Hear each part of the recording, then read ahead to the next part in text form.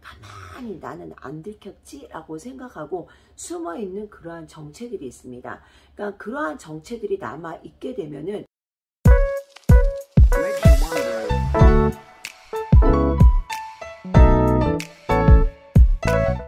안녕하세요. 오늘은 제가 축사 사역에 대해서 잠깐 이야기하려고 합니다. 어떤 분이 저한테 그런 이야기를 물어봤습니다. 분명히 축사 사역을 통해서 귀신이 나갔습니다. 그런데 다음 주에 보니까 그 귀신이 또 들어와 있더래요. 그래서 제가 그 이야기를 하시면서 조금 많이 이렇게 좀 고민을 많이 하시더라고요. 그래서 제가 이 부분을 그럼 빨리 답변을 해드려야 되겠다 싶어서 제가 오늘 들어와서 씻고 지금 자야 되는데 제가 이 늦은 시간에 이 방송을 찍으려고 이렇게 준비했습니다. 축사사역 우리가 짧게는 정말 몇 초라도 그냥 정말 몇 마디만 해도 정말 강력하게 나사렛 예수 이름으로 떠나갈지어다 했을 때 정말 바로 즉각적으로 나타나는 그 효과도 있습니다. 그런데 때로는 이 어둠의 압제가 심하면 심할수록 크면 클수록 이 축사사역의 시간이 어떨 때는 뭐 3시간, 4시간, 5시간도 갈 수가 있어요. 그래서 이 축사사역은 정말 큰 먼저 대막이라고 하죠. 정말 그 남들이 볼 땐 정신병자 같이 보이는데 그게 실은 귀신 들림인 경우, 그런 경우는 축사사역을 했을 때 엄청난 시간도 들어가고 엄청난 이런 에너지도 들어갑니다. 그래서 우리 축사사역 막 쉽게 생각하고 함부로 하시려고 하는데 문제가 좀 큰, 사이즈가 큰 그런 그런 사역을 해야 되는 사람들이 있어요. 그런 사람들을 축사 사역을 할 때는 절대 혼자 하지 마시고 주변에 기도할 수 있는 그런 기도의 동지들 있잖아요.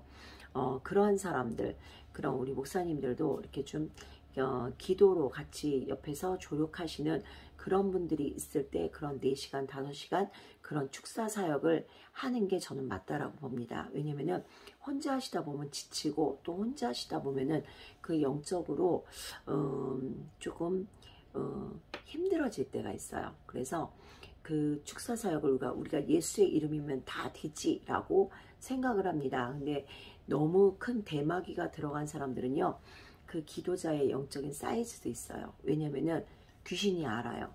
이 사람이 얼마만큼 그 영적인 힘을 가지고 있는지 귀신이 알기 때문에 잘못하면은 오히려 이렇게 좀 당할 수가 있습니다. 그래서 그게 질병이라든가 아니면 똑같은 어떤 비슷한 증상으로 어떤 괴로움을 당할 수가 있어요. 그래서 이 축사사역을 할 때 너무 이런 문제를 크게 가지고 있는, 아주 큰 압제를 가지고 있는 정말 엄청난 그 귀신 들림이 어마어마하게 큰 그러한 사람들은 기도자들을 통해서 같이 협력해서 그런 기도 사역을 통해서, 그런 축사 사역을 통해서 그런 어떤 해야 되는 게 맞다라는 것을 제가 말씀드리고 싶습니다. 그래서 축사 사역을 하면서 분명히 귀신이 나갔는데 다시 들어왔습니다 라고 얘기합니다. 그런 경우는 어떤 경우냐면은 축사 사역을 하고 사후 관리가 되지 않는 경우들이 많습니다. 우리가 축사 사역 이후에 주위에 믿음의 사람들이 많은 경우는 괜찮아요. 믿음의 사람들이 많은 경우는 그 믿음의 사람들이 같이 기도하고 같이 은혜의 얘기를 하고 대화를 나누고 이런 관리를 해주면 상관이 없어요. 근데 이런 관리가 전혀 되지 않는 무방비의 사람들은 축사 사역을 받고 말 그대로 이 사람이 포악한 영이 있었어요. 그래서 사람을 때리고 수시로 어떤 사람들을 구타하고 피를 봐야 되고 이런 사람들을 축사를 하고 잠깐은 귀신이 나간 것 같아요. 한 일주일, 2주일은 괜찮은 것 같아요. 근데 다시 한 달 정도 있다 보면은 똑같이 그 사람의 삶이 변하지 않는 경우가 있습니다. 이런 경우는 어떤 경우냐면은 축사 사역 이후에 이 사람을 관리하지 못해서 그런 거예요. 그러니까 이 사람이 사람 만나는 것도 조심시켜야 돼요. 포악한 사람들, 뭐 이런 사람들 주변에는 어떤 사람들이 있겠어요. 같이 술 먹고 같이 포악하고 같이 포악한 말을 하고 뭐 욕하고 막 이러한 사람들이 많을 거 아니에요. 그런 사람들을 만나서 같이 이야기하고 같이 놀고 같이 술 먹고 그러면은요, 다시 그 영이 다시 교합이 돼요. 그래서 다시 한 길로 도망간 그 귀신이 7길로 들어오는 그러한 일들이 일어납니다. 그래서 주위에 믿음의 사람들이 포진되어 있지 않는 사람들에게 축사 사역을 할 때는 교회가 조금은 그 사람을 책임져야 돼요. 은혜로 살 수 있게끔, 새벽 예배를 나올 수 있게끔 누군가 데리고 와주고, 새벽 예배로 은혜 받을 수 있게끔, 또 그 사람이 잘 믿음 안에서 정착할 수 있게끔 수요 예배라든가 어떤 찬양 예배라든가 뭐 어떤 그러한 예배의 자리, 성경 공부하는 자리, 뭐 이러한 자리에서 끊임없이 은혜를 부어줘야 돼요. 우리가 그 예수의 이름으로 그 명했을 때, 귀신이 나갔을 때 우리는 그 귀신이 나간 게 전부라고 생각을 합니다. 근데 절대 그렇지 않습니다. 우리가 그 예수의 이름으로 명했을 때 물론 그 포악한 영이 잠깐은 나갈 수 있습니다. 그런데 그 포악한 영은 나가지만 이 안에서 나는 걸리지 않았지 라고 생각하는 그 또 다른 그 잔챙이 같은 세력들이 있어요. 그것들이 때로는 어떤 그 거짓된 세력들, 그리고 그 어떤 그 교만한 세력들, 우상의 세력들, 뭐 어딘가 결탁했던 뭐 그런 많은 것들이 그 사람 안에 가장 문제되는 그거든 꺾였지만은 그 사람을 위해서 끊임없이 기도해주는 많은 그 시간이 필요합니다. 그렇기 때문에 축사 사역 한 번으로 끝났다라고 생각을 하면 안 돼요. 그래서 축사 사역 이후에도 끊임없이 그 사람을 위한 영성 관리를 해주셔야 됩니다. 그래야 그 귀신이 나갔다가도 나 또 걸렸구나, 또 나가야지 하고 또 나가요. 그런 것들이 이렇게 반복됨을 통해서 그 결국은 어느 때가 됐을 때 이 사람 안에 말씀이 딱 정착이 되고 은혜가 정착이 됐을 때 이 사람 안에 그런 어떤 자유함을 얻게 되는 그러한 사건들이 있습니다. 그래서 오늘 이 시간에 그 똑같은 고민을 하고 있는 분이 있지 않을까라는 생각을 합니다. 그리고 또 하나 제가 말씀드릴게요. 이 축사 사역 이후에 축사 사역을 해도 축사 사역을 내가 많이 했습니다 라고 얘기를 합니다. 근데 축사 사역의 횟수가 중요한 게 아니에요. 축사 사역을 받는 그 상대, 그러니까 때로는 그 축사 사역을 받는 사람이 저 귀신 들렸어요 본인이 알 때가 있어요. 자기 안에 어떤 귀신이 들어왔는지 본인이 아는 경우가 대부분 이렇게 많습니다. 의외로 저 귀신 들린 것 같아요. 제 안에 제가 아닌 다른 게 있어요. 저 기도해 주세요 하고 그 축사 사역을 요청하는 분들도 있어요. 근데 처음에는 잘 그 기도를 받는 것 같지만 어느 순간에 보면은 이 심령 안에 어떤 큰 방패 같은 게 막 이런 기도를 막아요. 이 사람은 절대 그럴 사람이 아니에요. 말도 조곤조곤하고 잘해요. 제 안에 막 죽고 싶은 마음이 들어왔어요. 정말 진짜 죽고 싶어요. 정말 괴로워요. 사람이 너무 미워요. 막 이러한 걸로 본인 마음 안에 정말 그 악한 양을 통해서 공격받고 있는 걸 알매도 불구하고 막상 축사를 하면은 이분이 그 축사가 먹히지 않을 때가 있어요. 이런 경우는 어떨 때이냐?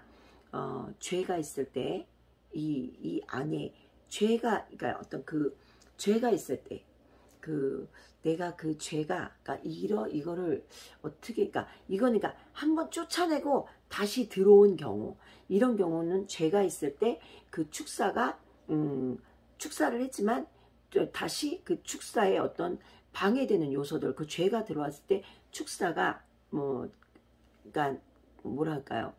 이게 다시라고 해야 되나요? 다시 해야 되는 그런 경우가 있습니다. 근데 또 축사를 해도 이 축사가 잘 안 되는 경우, 그 사람이 교만할 때, 그러니까 이거를 지금 제 어떤 그런 저의 그 사역에서 그런 것들은 좀 머릿속으로 정리를 하려니까 약간 좀 복잡하네요. 이 사람이 교만할 때, 하나님의 말씀을 우습게 여길 때, 그리고 주의 종을 우습게 여길 때, 그리고 이 사람이 어떤 그 우상과 결탁이 됐을 때가 있어요. 그러니까 이런 경우는 어떤 경우냐면 실제로 있던 일이에요. 축사 사역을 통해서 정말 귀신은 나가는데 다시 어느 날 보니까 똑같은 증상이 일어났어요. 도대체 저게 뭘까라고 제가 진짜 많이 기도하면서 정말 유심히 많이 봤어요. 근데 거기서 어느 날 대화를 통해서 깨달은 게 있어요. 그게 뭐냐, 그 점쟁이들한테 자기 어떤 그 생년월일을 주고 자기 이름을 주고 자기 시간을 주고 막 이런 것들, 그러니까 귀신을 쫓아냈음에도 불구하고 다시 귀신과 결탁한 경우 다시 그 귀신이 들어옵니다. 그리고 우상숭배나 이런 것들이 엄청 센 그러한 가정이, 그런 경우는 이 축사사역에 되게 많은 방해 요소들이 될 수가 있습니다. 그래서 축사사역하기 이전에 그 사람의 어떤 그런 영적인 상황이나 그런 모든 상황을 어느 정도 알고 축사를 하는 게 도움이 많이 됩니다. 안 그러면은 축사를 하고도 오히려 축사사역을 하고도 좀 생각 외에 많은 문제들이 이렇게 일어날 수 있어요. 그래가지고 축사 사역하기 전에 그러한 것들을 어느 정도 간파하시고, 그렇게 하고 축사 사역을 하게 되면은 아무래도 모르고 하는 것보다 알고 하는 거에는 더 큰 역사가 일어나겠죠. 그리고 그 축사 사역 안에서는 항상 중요한 게 뭐냐면요, 내가 하는 게 아니라 정말 성령님을 의지하고 해야 돼요. 내가 이 사람한테 있는 귀신을 쫓겠다 이런 마음이 아니라 성령께서 터치할 수 있게끔, 그리고 그 성령께서 역사할 수 있게끔 내가 정말 이 영혼을 위해서 이 영혼을 살리겠다라는 그 마음을 통해서 그 축사 사역을 하신다면은 반드시 역사가 일어납니다. 그리고 그 축사 사역을 위해서 항상 중요한 게 뭐냐면은 기도하는 그 기도의 어떤 시간이 참 중요합니다. 예전에 제가 그 축사에서 실제로 겪었던 거예요. 그분은 기도하는 분이라고 생각을 하고 축사를 했습니다. 근데 그 귀신이 뭐라고 했는 줄 아세요? 너나 나가 그런 이야기를 했어요.